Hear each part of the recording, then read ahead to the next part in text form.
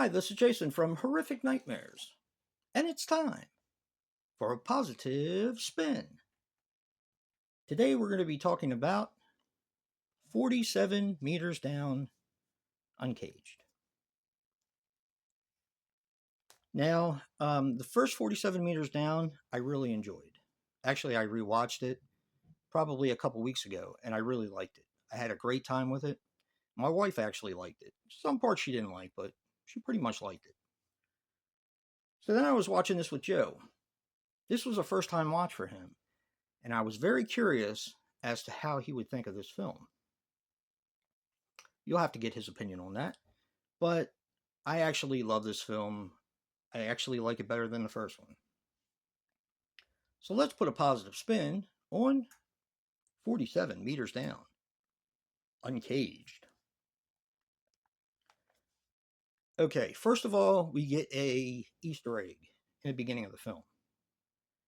And the Easter egg is it's a girls' school. It's called the Modine School for Girls. I think it's the Modine School, International School for Girls. That's the full title of it. Which is a nod to the first one. It's got to be. Because Matthew Modine plays the captain of the boat in the first 47 Meters Down. John Corbett is fantastic in this. I'm kind of hot and cold with John Corbett. Sometimes I like him in movies. Sometimes I don't. Depending on what type of part he plays. Tons of eye candy in this film, including Sylvester Stallone's daughter and Jamie Foxx's daughter, which actually has my wife's first name, Corinne, which I think is pretty cool. The soundtrack is very appropriate and it fits, and I really like it. The scenery is absolutely gorgeous.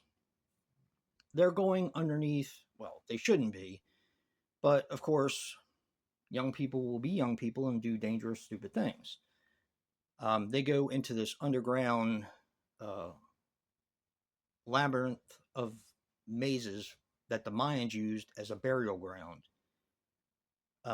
Underneath a mountain, I think. But the scenery is beautiful. You get to see all these old statues and all that, which is all probably CGI. That's fine. But it really looks cool. I think the concept is awesome. As I said before, you have a bunch of girls who are breaking the rules because one of the girls' father, or actually two of the girls' father, is working on this underground labyrinth because he's an archaeologist and he's going in to find what he can find as far as like history goes, kind of like an archaeologist, I guess, a marine archaeologist. Let's see, when Ben gets killed by a shark, who is John Corbett's assistant, is really cool because it kind of comes out of nowhere and is unexpected. Basically, for the first half of the film, you're waiting for the other shoe to drop. And when it drops pretty hard.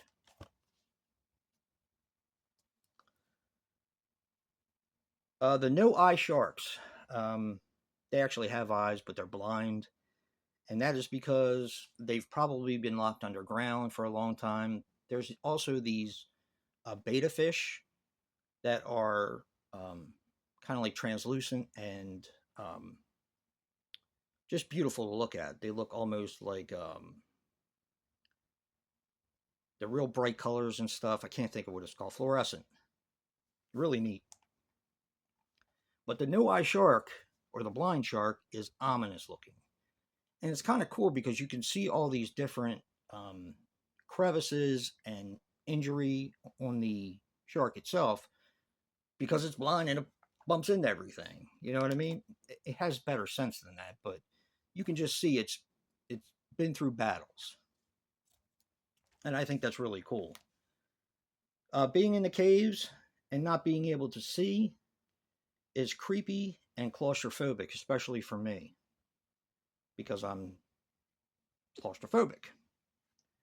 The girls make some smart decisions, other than, of course, going in there to begin with they do make some smart decisions, and I think that that kind of negates some of the dumb ones that they made. There's a neat effect with the blinking red light, which is supposed to mean that there's a diver in distress, and I think that's really cool. Trying to think on how to describe it. It almost goes black and then it's red, and then complete blackness and red, and it's a very kind of creepy, suspenseful part in the film. Also, I love the end. I'm not going to spoil it, but I think the end is, while it is a little fantastical, which I don't like in a lot of movies, for this movie, it kind of seemed to work. But I had a really good time with this movie, and I remember talking about this on the Super Slash Brothers when this first came out. And there was a couple people that actually said they preferred this one to the first one.